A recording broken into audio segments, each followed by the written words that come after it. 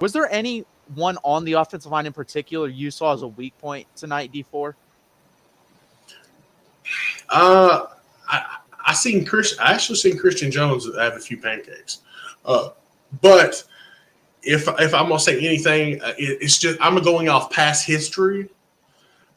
Jake Majors having trouble with a big nose tackle lined up in front of him, and Alabama has two on their depth chart that's listed as or DJ Dale, and I cannot remember the other guy's name, but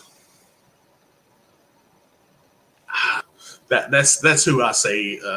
I'm not saying anybody completely struggled tonight, but yeah, and for me, Jake Majors, like he had the snap infraction in the game. That should not be happening. He's way too mature and he's experienced to where that's a freshman type mistake. You get that a couple times in your freshman year. If you want it one time in your sophomore year, after that, it's over. He should not be having those type of mistakes. So hopefully he doesn't have those going forward. And I agree with you, Tide Guy. They're not as good as they usually are. But the thing is, our weakest part on our defense, other than our linebackers, is our defensive line when it comes to pass rushing. So we're going to have to manufacture pass rush versus this Alabama team. And there's two schools of thoughts. You can either rush 3, let Bryce Young sit back there and drop 8 and try to let him dice you up that way, or you can continuously blitz them all night. I don't know which one they're going to go with. You can obviously mix them up as well, but you're going to have to go one way or the other at some point, depending on which is working.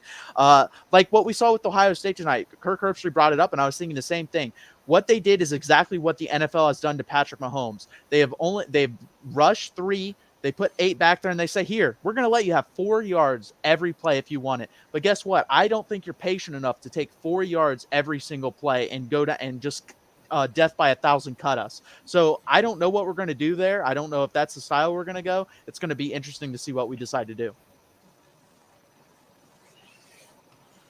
Yeah. Some other notes I have here. Some of the passes that Quinn had, I mean, the O-line, he had tons of all time. Day, yeah. So it's not going to be the pass rush of Alabama. I'm not saying that. But it was impressive to have 2 freshmen starting and be that solid and give our quarterback that much time. Yeah, I'm pretty confident in saying this. I think Kelvin Banks, if he continues to progress at a rate we think he can do progress at, I think he can end up breaking the streak of non-first round picks, or he will become a first round pick possibly that we've long awaited. We haven't had one in over a decade at the offensive line position. He was very good tonight. I was very impressed with him. Like I said, Cole Hudson was good, not great. There were some plays in there where he definitely got beat. But overall, I'm not going to blame him. It's his first game. I was just thoroughly impressed with the offensive line, especially with what we had to deal with last year. I completely agree. But what we had to deal with last year, I'm trying to put last year out of my mind. Nothing about this team reminds me of last year.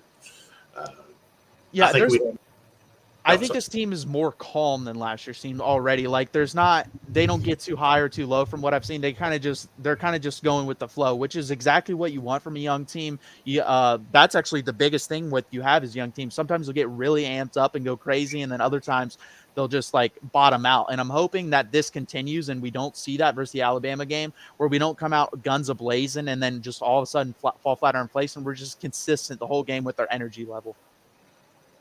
Mm-hmm. Yeah, Otis is the other nose tackle that Alabama is going to bring.